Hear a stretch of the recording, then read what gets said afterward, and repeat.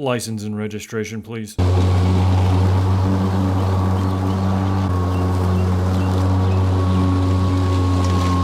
Alright, so what even is the point of something like this? Because I don't think anybody's going to buy this and try and use it as a brush cutter. I wanted to try and prove a couple things. One, that the motor they put on this thing is pretty robust. While it certainly didn't cut the stuff that was longer than the deck, which makes sense because if it gets laid down and it can't lift it because the front of the deck is pinning it, nothing's gonna cut it. Despite that, the motor never stalled. That's pretty impressive to me, especially with as thick as this stuff was. The other thing too is that your cut quality is gonna depend on whether you mulch or bag and how frequently you change the bag. So make sure it's empty or else your cut quality is gonna start to suffer like you saw when that bag was full. The clippings had nowhere to go, so it was essentially mulching it again. Now, I will say as far as battery life, I will put on the screen how much actual cutting I did, but we are down to 1 bar, and this is on their big 7.5 amp hour battery. Again, nobody's gonna get a machine like this for what I'm using it for. This is gonna be something where, you know, it's fitting in backyards and your maintenance properties.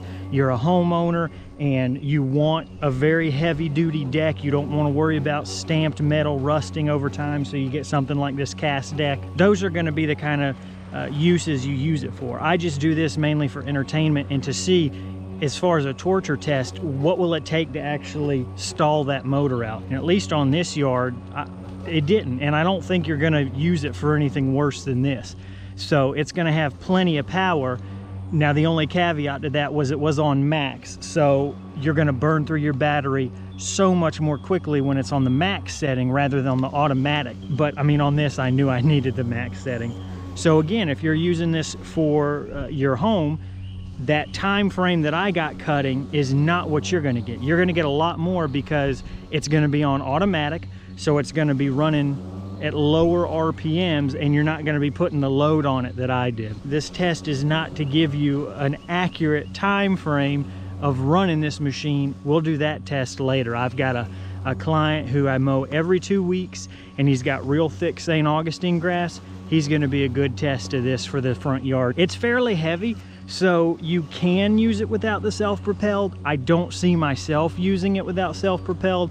I don't see a homeowner using it without self-propelled just because it is very sturdy. I mean, basically they took their commercial gas push mowers and just put their electric motor on it. So you're not sacrificing build quality or anything like that because it's electric. The only other thing that I will say as an immediate drawback that I can see is the way that the wires are routed. They interfere with you putting the bagger in every single time. Now, some of the wire routing was up to me to do during the installation, so it's completely possible that that's my fault. And as it turns out, this was my fault. If we take a look at the user manual, which you can find online, you'll see that it shows the correct routing should be between this gray guard piece and the handle. So I completely did this wrong.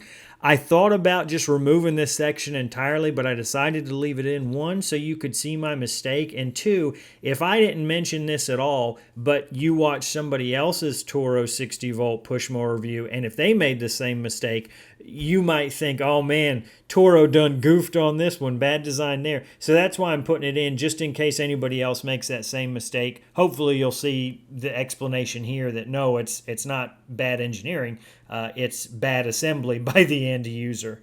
Always a good reminder to read the manual, right?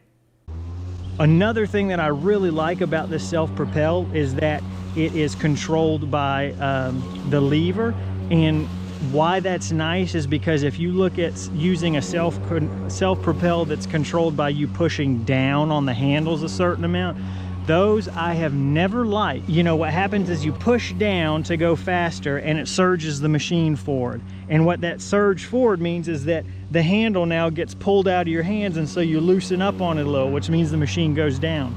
But you're still walking faster to try and catch up with the machine as it shot off, which means now you push into it. So it's something where if the manufacturer doesn't nail it just right, I hate the self-propel with the handles. This is a lot easier to control and to feather, so I like that a lot. And this isn't a full review, this is just my first thought. So if you've got questions, feel free to leave them down in the comments and I'll try and cover them in future videos.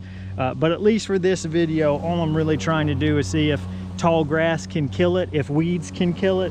And I think it's safe to say that no, this thing is got a very strong motor on it that will be able to cut whatever you throw at it. And it does come with 2 batteries, so that's really nice too, because you'll be able to work while one's charging, and then whatever charges on that one, when that other one dies, you can just swap them out. So you'll get a lot more efficiency because they give you 2 batteries, where most manufacturers only give you 1 battery for a mower.